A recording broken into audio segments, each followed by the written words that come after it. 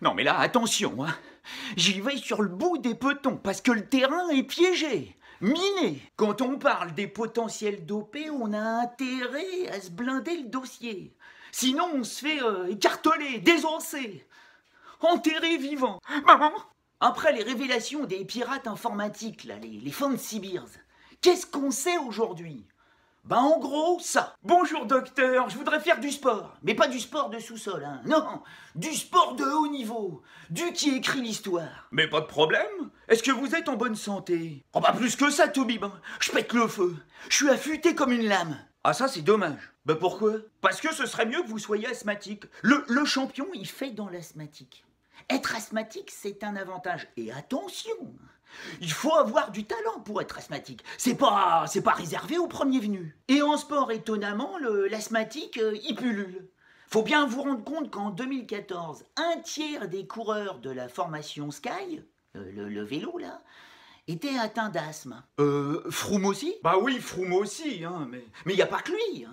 On sait aujourd'hui que Bradley Wiggins, Miguel Indurain, Laurent Jalabert, Gianni Longo, Pantani, Yann Ulrich, même le chien de Frank Vandenbroek, hein, tous asthmatiques. Non mais docteur, mais dites-moi pas que c'est pas vrai, ça me coupe le souffle.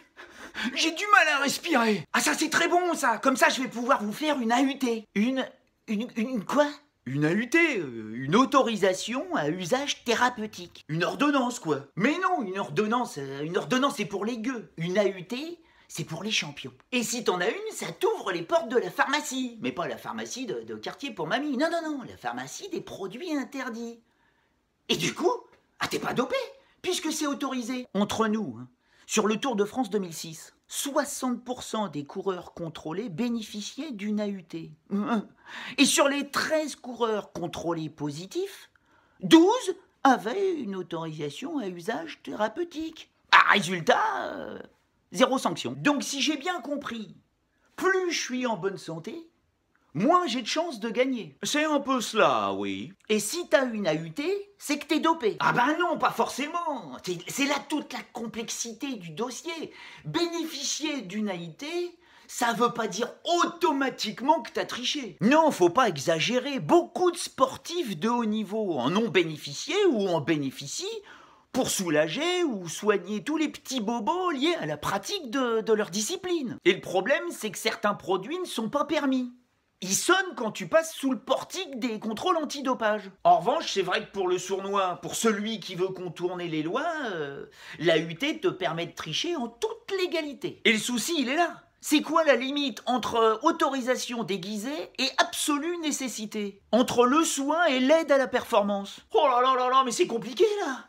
Sauf qu'on parle encore de vélo, et perso, moi je fais pas dans la pédale, hein. Je suis plus dans la raquette, le tennis.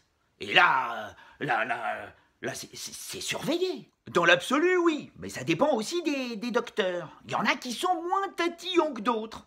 Et celui qui est responsable de la cellule antidopage de la Fédération internationale de tennis, qui valide les AUT, c'est Stuart Miller. Stuart Miller, c'est celui qui disait il y a 4 ans que le tennis n'a pas besoin de dopage, parce que les joueurs de tennis sont naturellement bons en ce qui concerne la force, la puissance, la vitesse, l'endurance. Donc, ils n'ont pas du tout besoin d'optimiser tout ça. C'est inné chez le joueur de tennis. Ah bah oui, là c'est sûr, ça facilite les autorisations à usage thérapeutique, hein. Et alors donc, du coup, je me pose des questions. Les sœurs Williams et le Rafa, là, le tétard des Baléares, avec leurs AUT dévoilés par les pirates informatiques et confirmés par l'AMA, hein, l'Agence mondiale antidopage, comme quoi c'était vrai, hein, ils sont dopés.